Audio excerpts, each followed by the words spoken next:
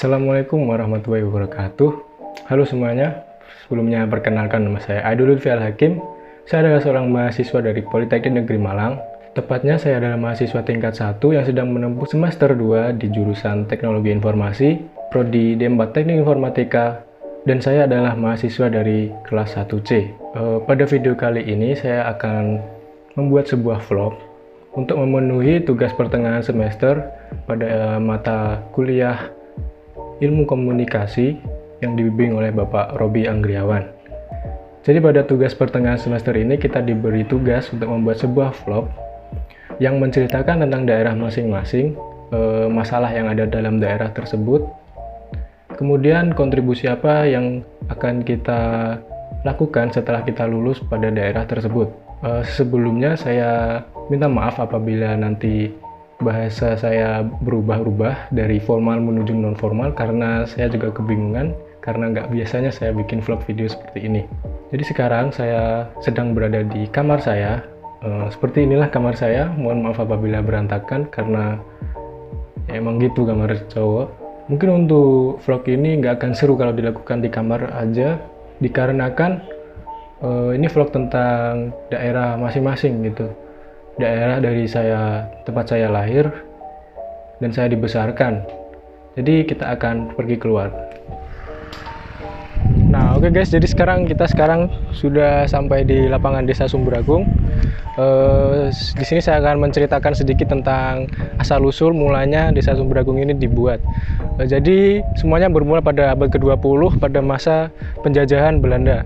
Jadi pada masa itu masih ada dua desa di sini, ada Desa Ngerayudan dan juga Desa Ngasem. Kemudian karena sebab yang belum saya ketahui, kedua desa itu bersatu menjadi satu desa bernama Sumberagung. Nah, untuk filosofi namanya sendiri, Desa Ngerayudan itu memiliki arti yang artinya itu merayu hujan. Dikarenakan karena dahulu pada masa-masa itu desa ini sempat mengalami musibah, yaitu musibah kekeringan, apalagi pada saat musim kemarau. Jadi para penduduk desa untuk mencari air bersih itu harus mencarinya di desa-desa tetangga. Kemudian maka dibuatlah nama menjadi Desa Ngerayudan untuk sebagai doa agar hujan dapat turun di desa ini dan tidak mengalami kekeringan. Nah, kemudian setelah kedua desa itu bersatu, muncullah nama Sumberagung yang memiliki arti sumber yang besar atau sumber yang agung, seperti itu. Selanjutnya untuk sistem pembagian dari dusunnya sendiri, di Sumberagung ini memiliki 3 dusun, yaitu Dusun Ngasem, Dusun Sumberagung, dan Dusun Klewer. Oke, kita lanjut ke segmen berikutnya, yaitu di segmen permasalahan yang ada di daerah saya ini. Sebenarnya saya kurang tahu masalah yang ada di desa saya ini, dikarenakan saya orangnya tidak terlalu mengurusi yang begituan. Mungkin untuk masalahnya itu yang saya ketahui ada beberapa, tidak hanya di Desa Sumberagung namun mencakup seluruh wilayah. Mungkin di Bojonegoro, Kabupaten Bojonegoro ini itu saya mengetahui beberapa laman milik pemerintah yang memiliki domain seperti bojonegorokabupaten.go.id itu masih memiliki kelemahan pada sistem security-nya. Jadi mereka memiliki HTTP tapi tidak ada S-nya. Nah, itu merupakan sangat fatal apabila dimanfaatkan oleh pihak yang tidak bertanggung jawab. Nantinya akan ada kebocoran data, apalagi website ini termasuk website untuk para pegawai negeri sipil, menyetorkan data-datanya di situ. Jadi untuk kebocoran data masih sangat rentan. Kemudian untuk masalah yang kedua, masih berhubungan dengan privasi atau data diri, itu ada KTP. Ini bukan termasuk di daerah saya juga lagi, ini mencakup seluruh Indonesia. Saya masih belum menemukan apa fungsi huruf E dalam KTP tersebut. Jadi kan kita tahu bahwa KTP yang baru ini memiliki nama EKTP atau Elektronik Kartu Tanda Penduduk. Nah, jadi dalam KTP itu ada chip yang membedakan KTP ini dengan KTP yang lain. Jadi setiap penduduk memiliki chip masing-masing dengan ID masing-masing. Saya mungkin mau positive thinking aja. Pemerintah sudah menyiapkan sistem-sistem itu semua, namun untuk pengaplikasiannya pemerintah belum menemukan waktu yang tepat. Mungkin karena di Indonesia ini masih rawan sekali data-data yang bocor seperti kasus-kasus kemarin itu. Nah oke, sekarang saya sedang berada di depan Balai Desa Sumberagung. Seperti inilah penampilan Balai Desa Sumberagung. Di sini saya akan membahas kontribusi apa yang akan saya lakukan kelak ketika sudah lulus di kuliah untuk daerah saya ini. Mungkin yang pertama, masalah yang saya temukan yang dapat saya berkontribusi di dalamnya itu untuk sistem pembayaran air bersihnya atau air kerannya. Jadi setahu saya di desa saya ini untuk pembayarannya itu masih menggunakan sistem manual. Jadi penduduk harus datang ke salah satu tokoh desa untuk membayarnya. Kemudian untuk penginputan datanya, setiap penduduk memiliki sebuah meteran, di mana meteran itu akan dicatat oleh seseorang dan akan ada seseorang lagi yang menginputkan datanya melalui aplikasi Excel.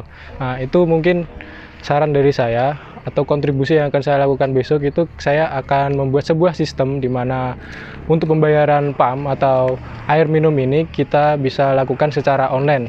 Jadi untuk data-datanya dibuat sebuah sistem database yang mungkin bisa diakses secara online oleh semua penduduk. Jadi untuk pembayarannya itu bisa dilakukan di mana saja apabila sang penduduk itu memiliki akses internet. Kemudian untuk yang tidak bisa membayar lewat internet itu disediakan sebuah agen di mana di setiap daerah-daerah, di setiap wilayah-wilayah pada desa ini ada agen-agennya sendiri. Itu untuk masyarakat yang tidak bisa membayar secara online bisa membayar di agen tersebut. Nah, tentunya ide saya ini akan membuka banyak peluang pekerjaan, walaupun sedikit, itu cukup membantu menurut saya.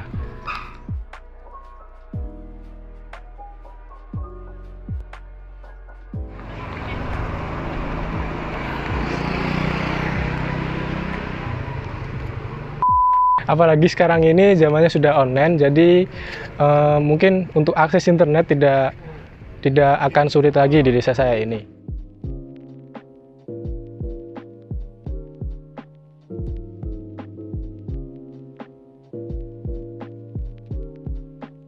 Nah, jadi untuk kontribusi selanjutnya ini tidak harus dilakukan setelah saya lulus. Untuk sekarang juga sudah bisa dilakukan. Jadi ini lebih ke saran saja dari saya. Ide ini saya temukan ketika saya sempat ngekos di Malang.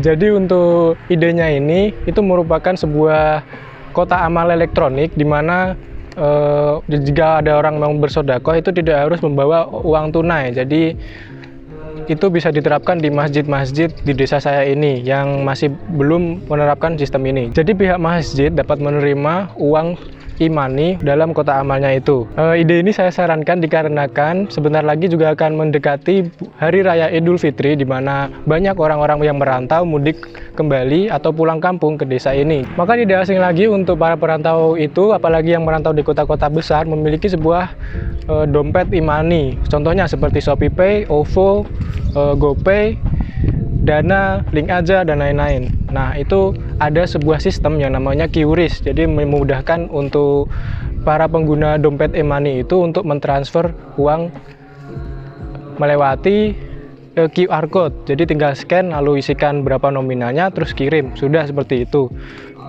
Setahu saya aplikasi yang dapat dibuat QRIS atau kita bisa membuat sebuah QRIS untuk orang-orang transfer itu Dana. Jadi pihak masjid bisa menampung saran saya ini untuk dilanjutkan dan diterapkan di masjid-masjid yang ada di desa Sumberagung ini.